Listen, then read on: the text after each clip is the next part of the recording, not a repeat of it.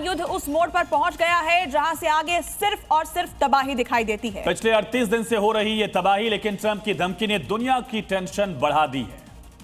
तो देखिए, सवाल यह है कि आगे क्या होगा। 40 घंटे बाद ट्रंप आखिरकार क्या करेंगे? क्या पूरे ईरान को खत्म कर देंगे? क्या ईरान पर एटमी बम छोड़ेंगे? क्या है उनका अगला वॉर प्लान?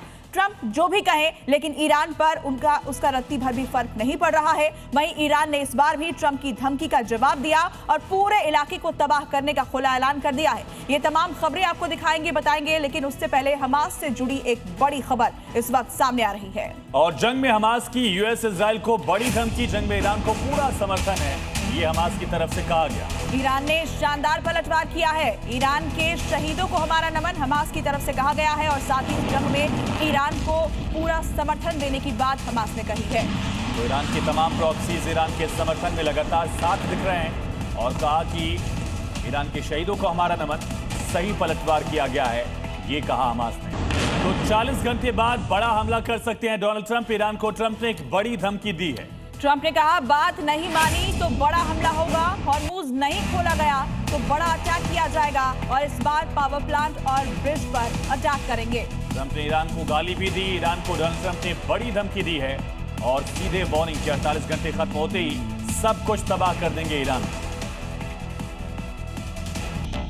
जब धमकी से काम नहीं चला, मिसाइलों से बात नहीं बनी, तो ईरान को झुकाने के लिए अमेरिका के राष्ट्रपति डोनाल्ड ट्रंप गाली पर उतरा। ये दुनिया के सबसे शक्तिशाली देश के राष्ट्रपति का ट्वीट है, जिसमें वो धमकी के साथ साथ बास्टर्ड जैसे अपशब्द का इस्तेमाल कर रहे हैं। इस बार ट्रंप ने ईरान को बास्टर्ड कहते हुए हॉर्मुज स्ट्रेट नहीं खोलने पर बड़ा हमला करने की धमकी दी। उन्होंने कहा कि अगर ईरान ने हॉर्मुज नहीं खोला तो वो उसे नर्क बना देंगे। इसके साथ ही उन्होंने ईरान में पावर प्लांट और पुलों पर हमला करने की बात कही। ट्रंप ने सोशल मीडिया पर लिखा, ईरान में मंगलवार को पावर प्लांट डे और ब्रिज डे एक साथ होगा, यानी हमला होगा। ट्रंप के इस ट्वीट की दुनिया भर में चर्चा हो रही है। खुद अमेरिका के लोग भी हैरान हैं कि ट्रंप किस तरह की भाषा का इस्तेमाल कर रहे हैं। अमेरिका के सीनेटर उनकी मेंटल हेल्थ को लेकर सवाल उठा रहे हैं।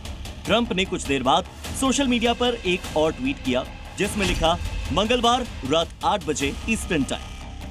ट्रंप के इस पोस्ट को ईरान पर अमेरिकी हमले की डेडलाइन के रूप में देखा जा रहा है, लेकिन इस धमकी का भी ईरान पर कोई असर नहीं हुआ। ईरान ने पहले की तरह इस बार भी तगड़ा जवाब दिया। ईरान ने ट्रंप की धमकी और अल्टीमेटम पर दो टूक कहा, हॉर्मुज अमेरिका और इस्राएल के लिए पहले जैसा कभी नहीं रहेगा।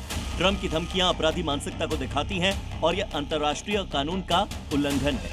ईरान ने यह भी कहा कि यह धमकी ईरानी लोगों के खिलाफ नरसंहार की धमकी के बराबर है। अगर नागरिकों पर हमला हुआ तो दोगुनी ताकत से जवाब दिया जाएगा।